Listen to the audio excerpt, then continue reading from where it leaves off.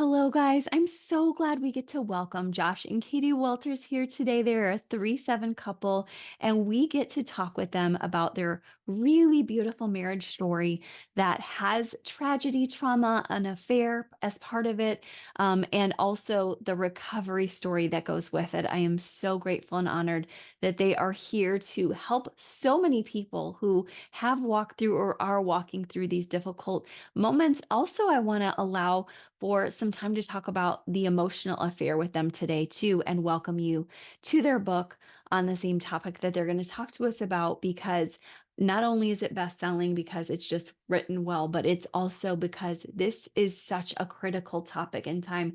I also noticed the best book of 2023 for marriage is on the same topic. And I have that author scheduled later this year, too, because I really think that we can all learn together. So I'm grateful and honored that Josh and Katie would open up and share in their 3-7 pairing all about this with us, as well as the steps that they took to heal. And I think you'll find an even deeper dive in their book, which I was just able to read. It is so vulnerable, so raw, so beautiful. They share some of the scriptures we often share here on this podcast, and they also really allow us to learn what they've learned and they've taken time with, by the way, because it's been 15 years since this all occurred. So I'm grateful. I know that they are going to share some of the highs and lows, but like I said, you'll find even more in their book. So stay tuned for our conversation today for the healing steps. Make sure you get in touch with them, get their book, get in touch with us if you want to walk through to healing your own story. Also, we have a lot going on, so stay tuned on our email list as well because we have leadership conferences that we're a part of, Valentine's Day challenges, and all kinds of great conversations we're having with lots of different folks like Amy Wicks and Get Your Marriage On, and also Tyler Zach. So I'm grateful to just keep that reminder in your life. And if you're still somebody who wants to become an Enneagram and marriage coach, understand that we have a course starting up for that in February again. So these are our reminders as we step into this deeper healing journey.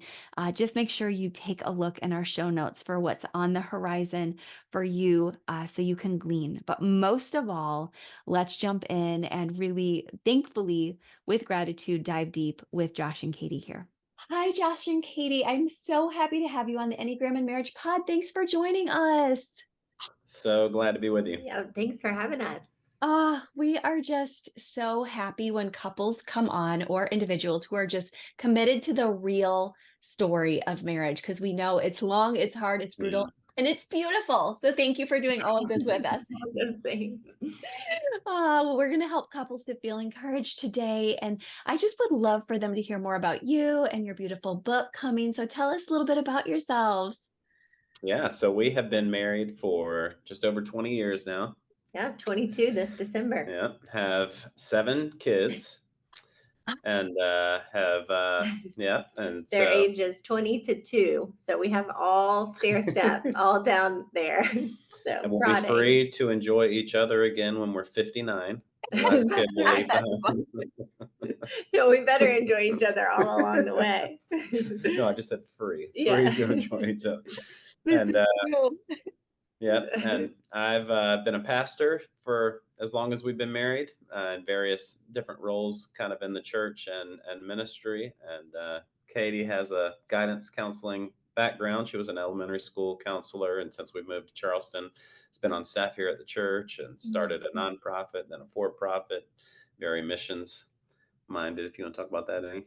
Yeah, we Awesome. have a nonprofit. It's called Francis and Benedict. It's out of Togo, West Africa. And our daughter, our second daughter, is actually living there right now with the team and with Francis and Benedict. They're two real people in Togo.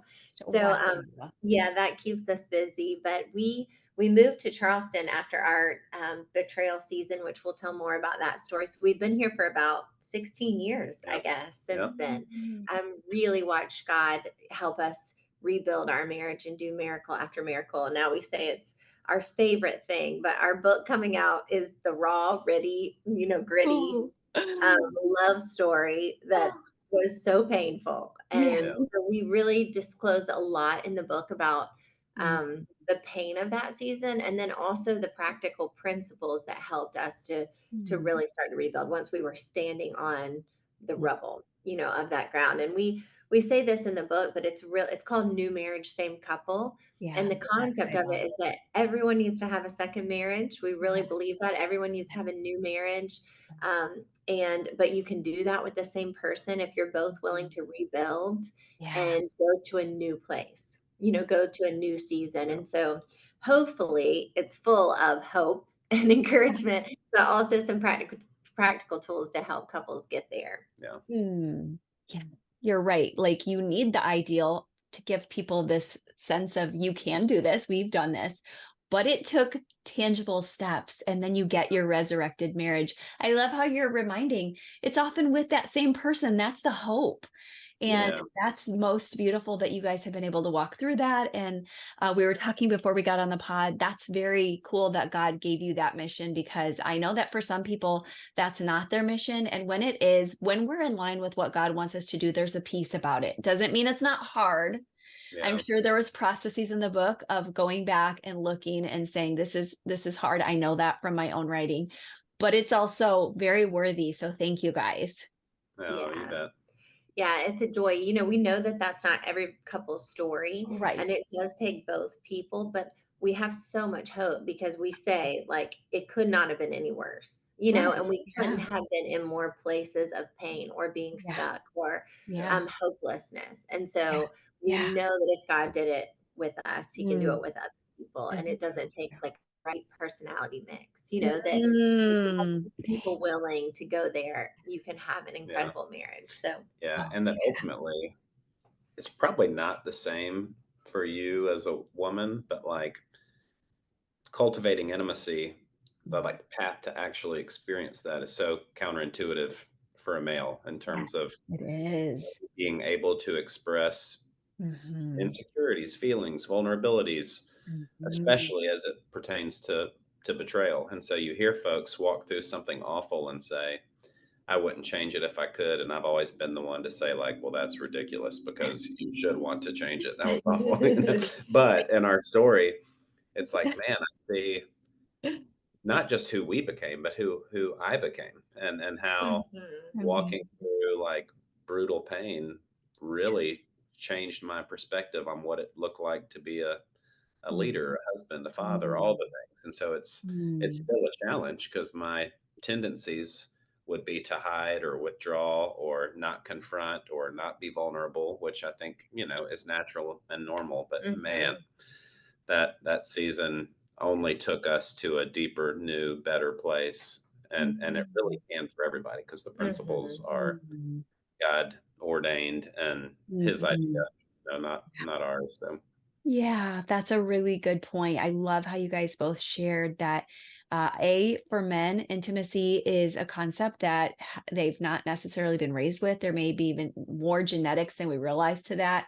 I know that I'm a huge fan of Tolkien, and he talks about how like men have a more animal nature, and of course, so many of us could argue absolutely not. Women do too, but there's just a sense of like men have farther to go, and sometimes a man will try to take that path and the wife won't be able to.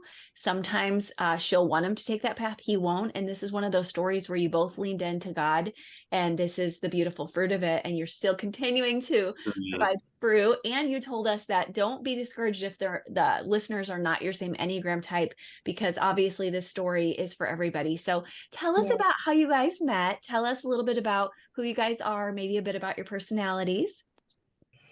Yeah, so we met in college. I'm an Enneagram 7, Oh, and probably this, I say I'm like a true 7 until we have some 7 friends that are like full party people. I don't know if it's the mom that's shut down some of that, but I yeah, always say yeah, like, they're a real 7. I'm like somewhat 7, but we met in yeah. college.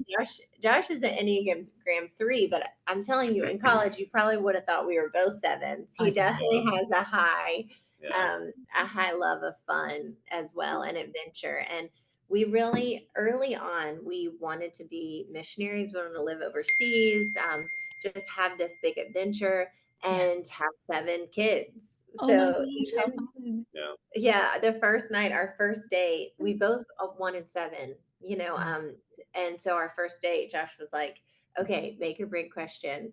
how many kids do you want? Let's say it on the count of three. And on the count of three, we both said seven. No way. Yeah. Oh my gosh, It that's was cool. really it was really wild, and so we had big dreams, as so Wow. many young couples do, and, really enjoyed living life to the fullest, and then we got married and really started in the hustle of life. Mhm, I was getting my master's, he was getting his master's in seminary, we were mm, both working full time.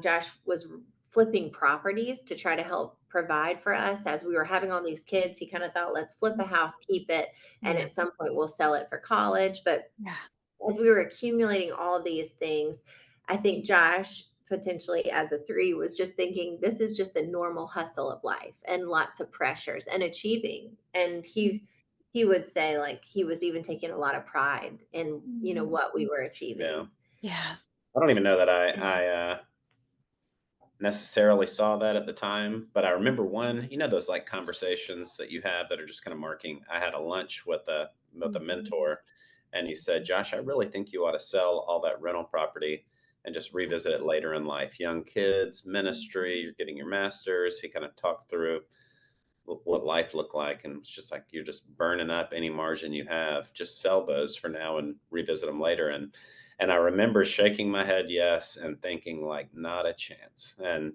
it was yeah, just one of those conversations that showed me, for even for my family, we would go to family lunches or whatever, and they'd be like, "Wow, you're quite the entrepreneur." And it yeah, was just a place of pride that I didn't see rightly at the time, that yeah, it's not that Katie didn't want. We were all in on, but it was just one of those things in the hustle of life mhm, we should have let go of because it yeah, was causing so much work that, yeah, mm, mm, it was pretty tied in who I was and yeah, how I saw what success looked like Mhm. for us in that season. So, yeah, And the makes same sense. for me, I would say with pleasure and freedom and fun. And, Mm, as life started to get a little bit more heavy, I still had all these desires mm, for, that idea of travel and missionary yeah, is really all about adventure and yeah, escape. And yeah, um so we can look back on those parts of our story and see that we were in a really thin spot.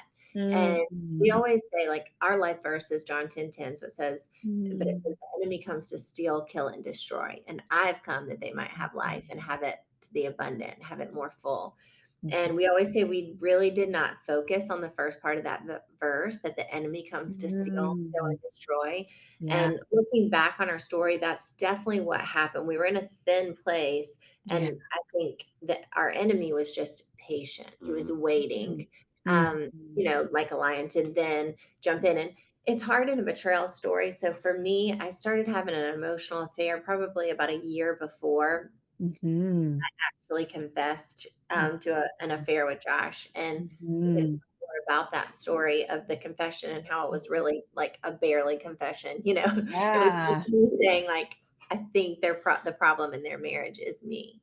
yeah, Um, but during the whole course of that year, it's really hard when you have been in a season of betrayal to figure out the why. Why did you get there? What was wrong with your heart? And I think especially for the betrayer, yeah, um, the person who has been betrayed wants an answer to that. Like, how do yeah, I know you won't do this again? This yeah, monstrous thing, this devastation to our yeah, covenant to God. yeah, And I think it's so hard early on to really pinpoint exactly, those holes, those proclivities that can lead you to that. Because there is also just straight evil involved, yeah, that's really a good oftentimes. reminder. Um, but I do think looking back on it, we've been able to see in hindsight so many of the ways that our temperaments, Mm, um, had led us to this thin place. And mm, then, mhm, for me, giving this Mhm. desire, this imagination for escape, this not taking those things and being open and real and vulnerable with Josh about all the places I was mm, hiding so much of that, Yeah. really led us to a place of danger. The other thing that's mm, so interesting about it is that we were the like lovey-dovey mhm, world-changing couple that Mhm. this would never happen to.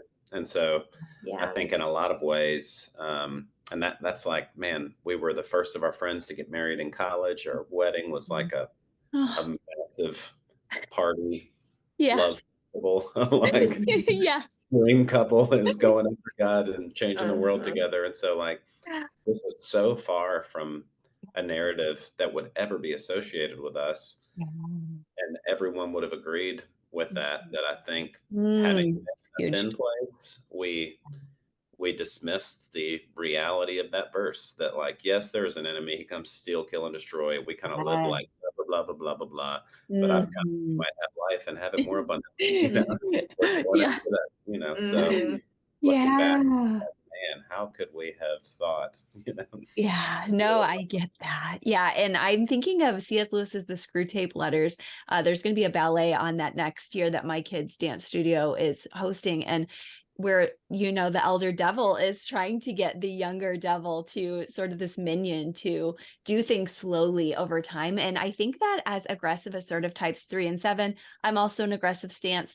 There's a lot of us here, and honestly, in this country, those who are listeners in America might get this, or other Western cultures, where we have this three sort of overlay of push through. Like you said, everyone in your circle really saw that. And that's Wes and I's story too, that everyone rewards that. Like, you guys are going for it. Nobody knows the underbelly of not taking time with feelings and pushing through. And so I think all of our listeners here get that, as we've nuanced, like, this is the culture we live in. This is sort of the world we're in. And so I'm glad for all of us to remember here too, there is evil out there, because we often forget that we're doing all these hacks. I'm late Gen X, so I love hacks, but there's actually good and evil out there. So thanks for Yes. reminding us of, like, just being extra watchful. Like, there's several elements at play. Gosh, it's so true. I was thinking about, because I've been listening, I told you this, but to a lot of your content. And, for a 7, it was probably only 6 months ago that I realized one of our escapes was planning, and, Mhm. that we use Yeah. that to kind of go somewhere else.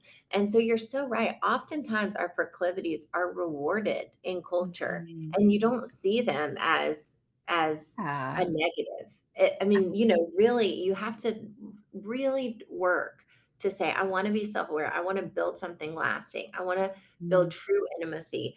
And I need to enjoy this moment, be exactly where I am. Why am I struggling to not be present, in this moment, in this space? So I think you're so right. That is the work of marriage that I honestly, most of the couples that we sat with, they're not putting in that kind of work. You just think it'll just happen naturally. We can just do our life, keep pushing forward, and this relationship will coast Mm. towards longevity and intimacy, No, and it just does won't. not, it just does No. not. So, That's not even statistical. Even if we, are looking at sheer statistics, marriage success goes down over time unless you're intentional. And so I'm so glad you guys have become intentional. If you don't mind, maybe you could help us to understand a little bit more about your story, or in general about what you see when couples go down, maybe a bit of both, in terms of, like, okay, when you're hitting the shadows, what seems to be some other themes? You said already it's pushing past too much. Anything else you would just remind our listeners of? So I think in a lot of ways the framework of the book kind of speaks to that, in terms of Yeah. stuff that we see couples either not do or struggle to do, that wasn't necessarily normal or natural for us, just kind of the way God authored the story and the way we've walked with folks who were in a tough spot or just wanting to get to a new spot. But the book is structured around the acrostic stay, Mm, and the S good. stands for start with me. Mm, And oftentimes feel like most couples, whether it's been a betrayal or they're just in a tough spot, there's been bitterness, offense, wounding, time, and it's so normal and natural to see your partner as the source of pain, and it's mhm, their mhm. fault, they did this.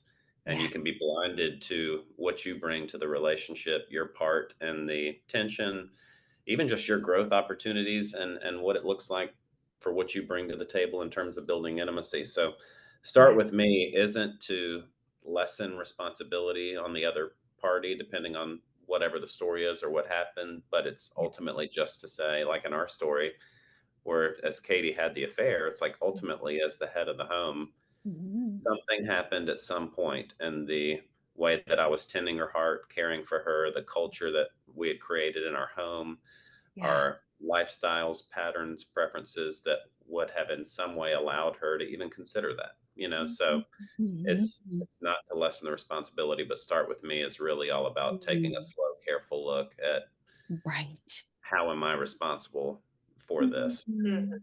And Yeah. I always thought it was amazing that Josh was able to do that Yeah. in that moment. I Amazing. don't know that I would have been able to do that just because hurt, Yeah. blinds you from, and you don't want to justify the action, Yeah. because there's nothing he did that caused me to go into this place of betrayal and sin against him and God. Yeah. But just like you saying, to look at the culture and look at the environment, look at the garden of our marriage. And then Mhm. for me, the most important kind of step for me Mhm. was realizing that this love that I thought I had for another person was actually self love. Mhm. And God helped me to do that really, really quickly. And when I saw the pain in the other woman's eyes, I realized, like, those blinders fell of, I'm hurting someone deeply. Yeah. Then to be able to look at my own husband, to realize, like, if this is love, Mhm. that is not love, so what Mhm. is this? And that's when I was able to understand, like, this is self-love, this is self-desire, this is Yeah. self-passion. Mhm. And I think starting there is going to help a person to realize, like, um, that there's some more internal work I have to do, Mm. because the truth is, culture tells you just need to be happy, you need to follow your feelings, Right. to go with Mhm. what's bringing you joy. And the Mm. truth is, like, if you are taking you with you, then Mhm. you're taking all of that to just another relationship.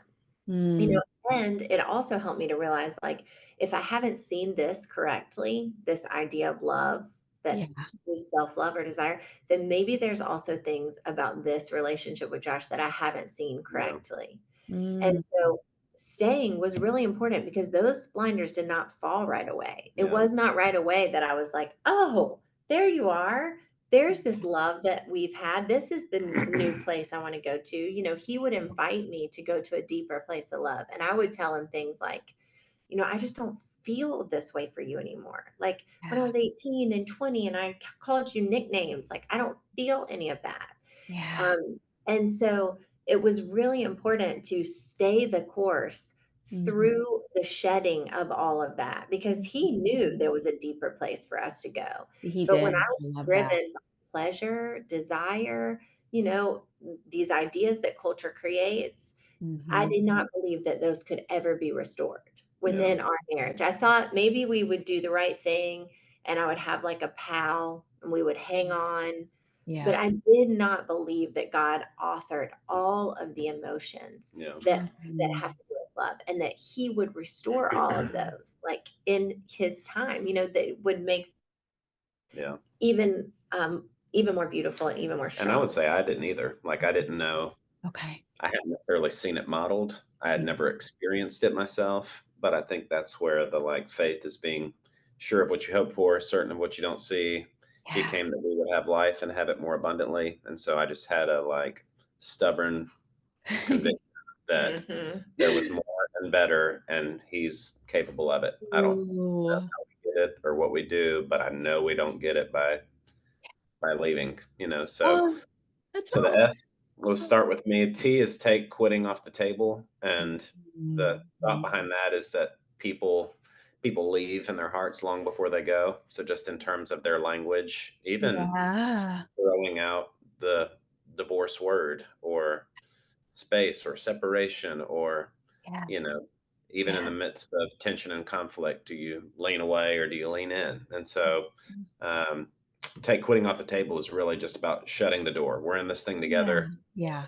Leaving Yeah. isn't an option. We're Mm. going to be better on the other side of this, but we've Yeah. got to Oh, close some doors. And the yeah. A is allow others to be a part of your story. And Mhm. for us, man, this Mm. story and season really helped us with that because we didn't know how to fight fair or fight in a way that was healthy. And in a Yeah. season where she didn't fully trust me and I was totally incapable of fixing Mhm. this, like we had to lean Mm. on others, trust others, find some safe places to Mm. share the ugly, Mhm. stuff in front of people.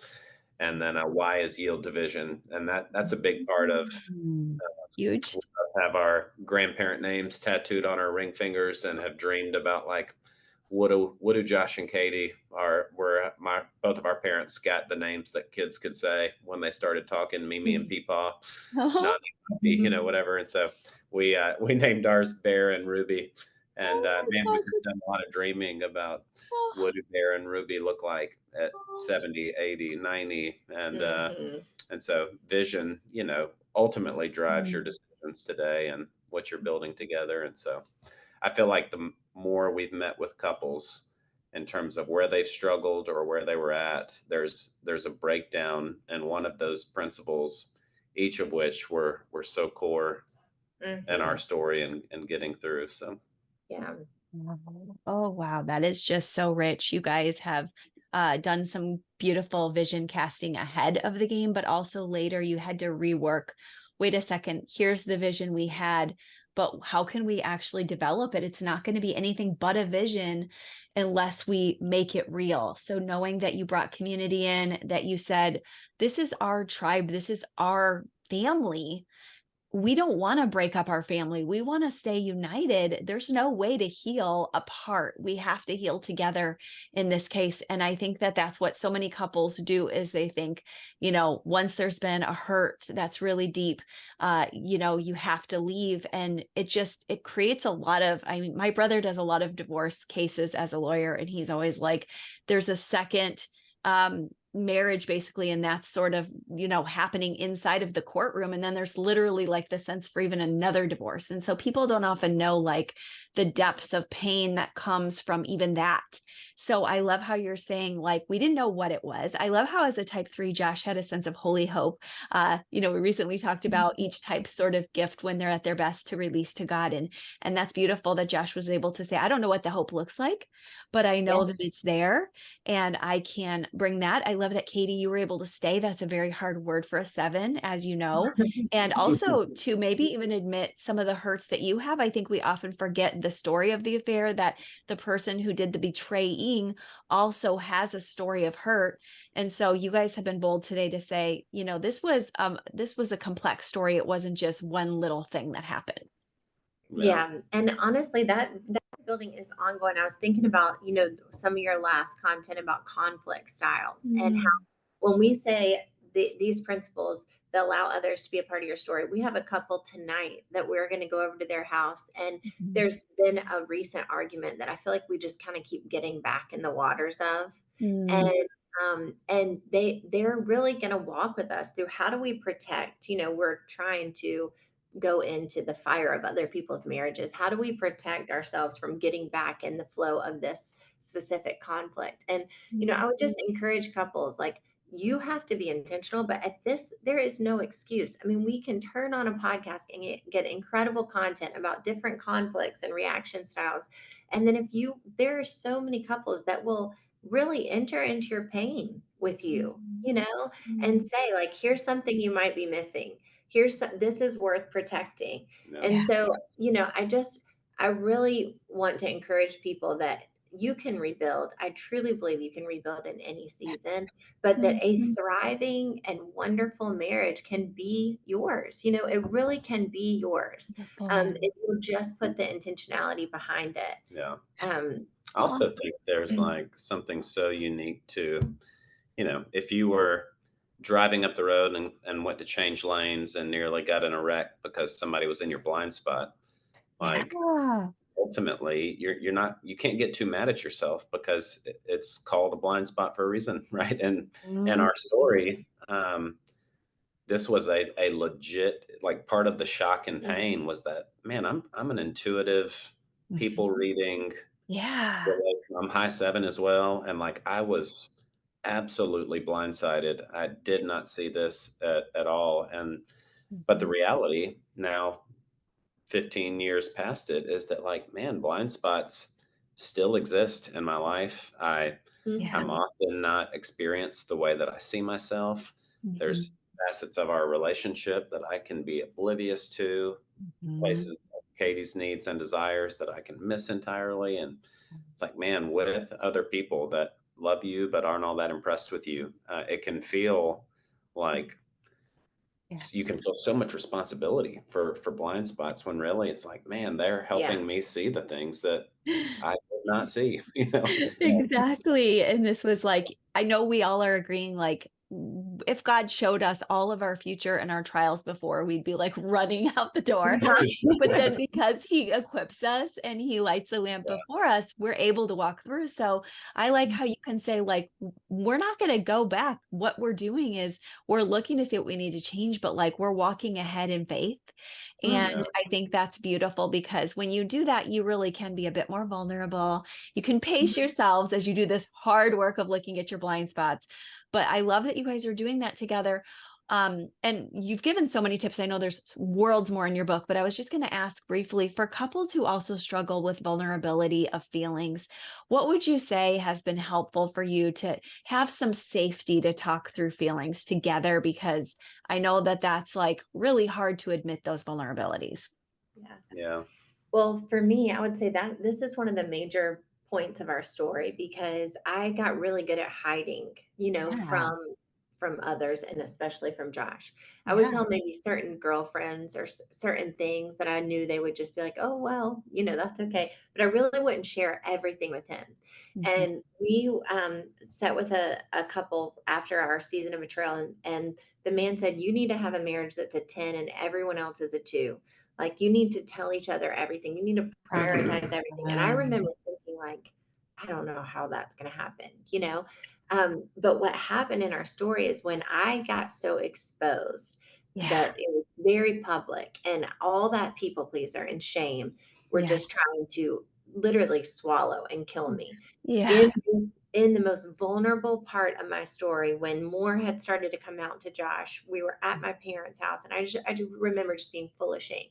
And Yeah. that night, um, in the night alone, I was really wondering, like, can I even survive this? Do I Yeah. want to take my life? I felt that low. And Yeah. I heard the voice of God. I heard him say, "Catherine, I love you. I have plans for your life. I knew this was going to happen, and I love you." And hearing the voice of God in that low spot really changed my entire life because I started to realize that, like, if I don't have to hide from God, if Mm. he loves me, truly loves me on my worst day, Yeah. then I definitely don't need to hide from Josh. I definitely can tell him my Yeah. most vulnerable 10. And Mm. so that moment really changed things for me because I was able to start to expose, the Mhm. most horrendous, all the kind of thoughts that you have that you don't Yeah. think you should tell anyone. And doing it just brings it to the Mm. light. And it Mhm. really does like break something as soon as you tell it to somebody. And he also has had the kindness and compassion to look at me without judgment, Mhm. and really to love me even Wow. in those spots. So I have Yeah. to credit him with that. But that really changed me and changed my like going to new vulnerable places. Mhm. And then I don't know what it was for you. I think Mm. a couple things, and I'll just speak practically. Like, one of the things we talk a lot about is dialogue daily, and I would say pre this season, we were passionate roommates in the sense of like managing logistics and Mm. who's going where, what time will you be here, there, and Yeah. all. Yeah. Life is still full of that every day, but Yeah. Mhm. carving out time and really some safe places where right now the season we're in, it's a walk, and Yep. you're not locked in eye to eye, Yeah. feeling like you need to put something uncomfortable on the table. Yeah. Both looking forward, we're moving Yep. forward, and it's a spot where if there's anything on her heart, she'll say, "Can you handle me?" And it's just kind of her Mhm. way of saying like, I need to say something Yeah. Hard. hard. And for Mm. me, it's like, hey, can we go on a walk? Or, like just kind of Mm. opening the door to Yeah. the vulnerable conversation. And so Mhm. practically, I Yeah. never experienced anything like that. And for me, the first step feels like a mile of like, I need to share something or can I tell you something? So Yeah. practically, I think having a space and environment is just super helpful for getting the conversation started, even if you don't have the words or how you'll do it. Mhm. But then the personal part of it, where I think is part a man and part just me and sin nature, was really flipping the script on the mental narrative. I spent so many years, no one said you need to be the man, you need to have the answers, you need Yeah. to figure it out. You better act like you know how to be a husband and father. You better figure out the business provider thing. But like, man, I just took that stuff on me. Yeah. I didn't have a person that I could say, like, I just don't have a clue what I'm doing, or Right. I'm really struggling with Mhm. XYZ, And so in Yeah. this space of our marriage, it's like, man, to really, really personalize in my weakness, his power is made perfect. And Mm. I don't want a marriage that Josh can engineer or an intimacy that I can in some way Mhm. fabricate, but I want the power of God Yeah. at work in our relationship, fighting for us, healing us, working in us. And he opposes the proud but gives grace to the humble. So I want to walk in grace. I want to feel his power. And the only Mhm. way that happens in relationship is me coming to the end of my Mhm. facade and being willing to, at Mm. some point, Yeah. share and say some and process some tough thing. I'm a verbal processor too, and so a Mhm. lot of times just cracking the door. Man, Mhm. Katie's so tender at Yeah.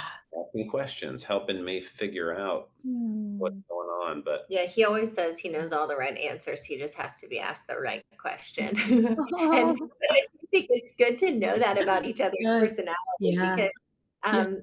I can ask him, how do you feel about that? How does that make you feel? Does that make you feel insecure? So Is that, and that helps, I think, to bring yeah, it out of a partner that might not be quite as, mhm. emotionally vulnerable or in their head or complicated. yeah, I always feel like I'm so much more complicated than he is. And there's times where he, doesn't have some deep dark secret. If I'm like, tell me something that'll shake me to my core, and like he's like, I want nachos. I don't know. What you got?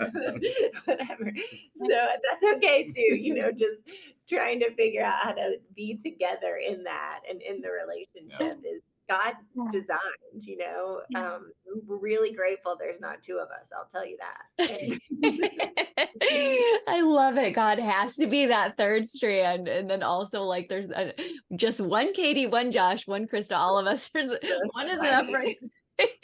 now. What I was going to ask you guys is amidst this beautiful understanding for everybody to really find their way to deeper connecting conversations, even amidst these kind of coupon convo things that we get stuck in. What would you say for that couple before we close? Just that saying, hey, I want to come out of an emotional or physical affair. I'm still having that limerence, that feeling. I'm still feeling terrified that my spouse won't accept me or I'll be exposed. What would you say to that couple? Because I know after some of our other affair episodes, we had people calling, which were very vulnerable to say, like, yeah, I'm in it and I want to get out of it. So we might Yeah. even have somebody like that now. Any thoughts for them? And of course, first and foremost, get this book. Yes, yes. And I mean, I would just say confess, confess, Mm. confess, confess. You, Yeah. you know, you your marriage was made to handle each other. You were made Mm. to handle each other's Mhm. vulnerabilities, Yeah. your sin. Mhm. What it's not made to handle is hiding, is Mhm. schemes, is lack of trust, is lack of honesty. And Mm. so as soon as you can get in the light and confess, you can start to rebuild. You Mhm. truly can. And you think Beautiful. it's bad those days, those aftermath, but what's actually bad is all the days before. yeah, What's actually bad Mm. is the Interesting. darkness. Yeah. Those days, like you really, as soon as you can bring it into the light, you'll see so much more clearly and you will be able to rebuild. That would be my Mhm. biggest encouragement. yeah. Oh, I think yeah. Yeah. I would say the same. When you're in hiding and afraid of bringing it to the light because your partner may not respond well, accept you, like whatever narrative you're telling yourself, you're really holding on to something that isn't there Mhm. anyway. And Yeah. and a big Yeah. part of our Fantasy. Yeah. story our only frame of reference was the lovey-dovey emotional passion we used to have, and it wasn't a committed love because we really hadn't been through anything yet to have to choose love. And Yeah. so a gift that's on the other side of this for any couple is that ultimately, like love is it was everything you knew about your person that got you to the altar, but it was everything you didn't know about them that you were vowing to commit to. Mm. And so Mhm. Oh. when you bring hard things to the light and get to see your person choose love, it's not scrapping to get back to a place you used to be, but Mm. committing to build something new and Mhm. better together Mhm. that ultimately is a work only God can do. And I think about that Mm.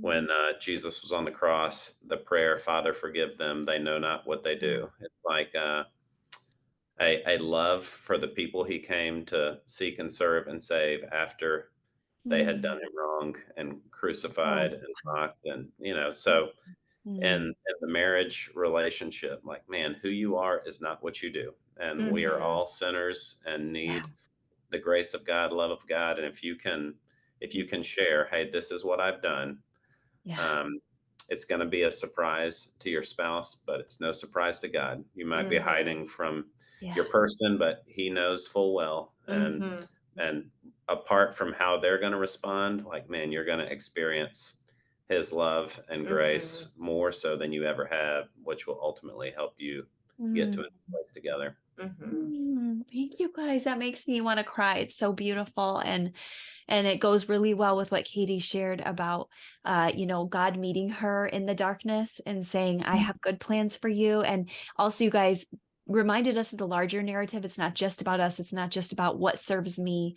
It's about what serves everybody. And you guys shared, other people were hurting in the story. And that's a good thing for our listeners to remember too. Like, you are here to love and also to accept God's love and grace as you come out into the light. So thank you guys for sharing. This is so beautiful. Tell us where Thanks so everybody can much. get to know you better and also to find your book. Oh, thank you so much. Thank you again for having us again. You can go to joshandkatiewalters.com. Is that our website has the book. We have a launch team on Facebook that's called New Marriage Same Couple.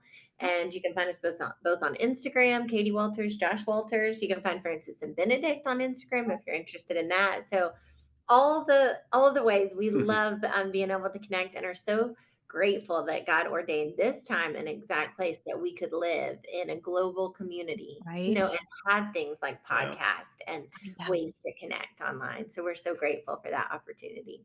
Ah, well, thank you. We are too. And everything is in the show notes. So thank you guys so much. Yeah, thanks. Mhm. Thank you guys so much for chatting with us. Make sure you get Josh and Katie's book if you are struggling in this area of emotional fear or otherwise. This book is an absolute gem and it's an absolute necessity too to help you to process. So make sure you grab that. Everything else out of the show notes too.